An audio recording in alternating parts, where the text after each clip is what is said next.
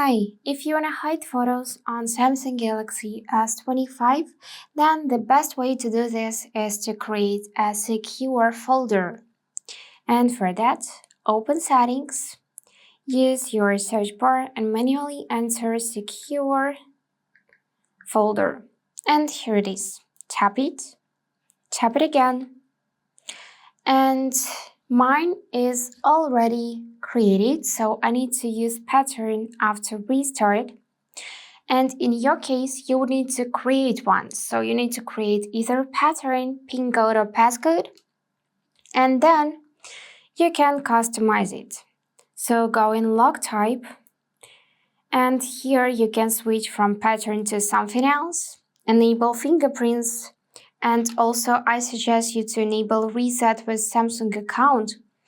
If you forgot your password, you'll be able to reset it with Samsung account. You can also make your pattern visible, customize it as you want to. And now, let's find it in App Drawer. So this is how it will look.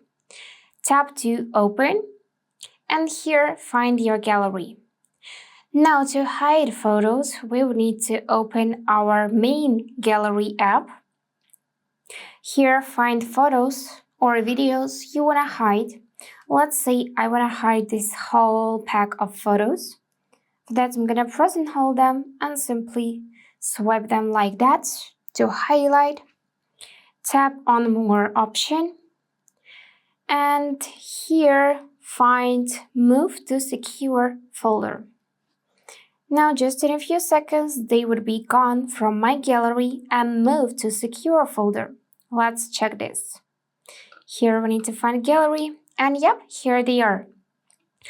And if you want for your secure folder to lock each time you are leaving the app, then go back in Settings, choose Secure Folder, go in Auto Lock folder, and choose each time I leave an app. And now when you're trying to open it, you will need to scan your fingerprint or enter password.